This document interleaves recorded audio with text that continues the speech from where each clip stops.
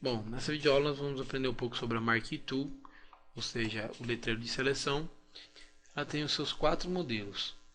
Rectangle Marquee Tool, vai fazer seleções no formato de um retângulo. Elliptical Marquee Tool, vai fazer seleções no formato de uma elipse.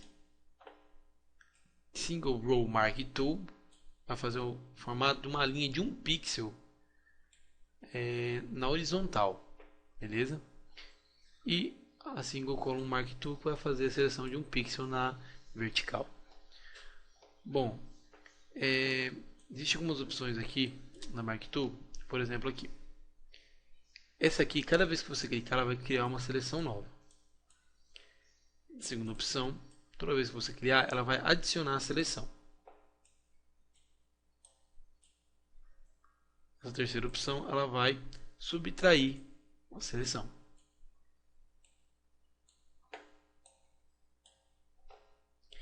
E nessa quarta opção, ela vai fazer uma intersecção, ou seja, o que eu selecionar junto com a parte que foi selecionada. Nesse sistema, as duas partes que foram selecionadas, da que eu criei e da que estava criada, serão selecionadas pelo objeto. O feather seria a suavização das bordas. Criar uma marca qualquer.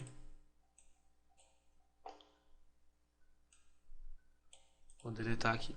Criar aqui. Deletado. Agora eu vou colocar 10 pixels. Vou criar e vou deletar. Vocês viram a diferença? Como eu disse para vocês, é uma questão de suavização da seleção. Eu aconselho vocês sempre deixarem 0 pixels. Aqui são alguns estilos de seleção. Existe o Fixed Ratio, que você vai fazer algumas limitações conforme a altura e largura. O mínimo de valor é 1. Ela vai criar para você algumas das medidas. O Fixed Size, ou seja, ele vai criar blocos do tamanho que você selecionar. Lembrando que os programas possuem um marco zero. A partir desse ponto será criado o tamanho que você determinar em width e height, ou seja, comprimento e altura. Aqui, se definirmos o tamanho de 100 pixels por 100 pixels, ele já criará a área do tamanho de 100 pixels por 100 pixels. Isso é muito eficiente quando estamos criando layouts para sites. Assim, você limita a seleção e pode criar objetos a partir dela. Eu não utilizo muito essa modificação de ferramenta. Mais adiante, aprenderemos uma ferramenta de seleção que eu considero a mais eficiente do programa, que é a Pen Tool. Ainda teremos algumas aulas até chegar a ela. O Refine Edge é outra maneira de seleção.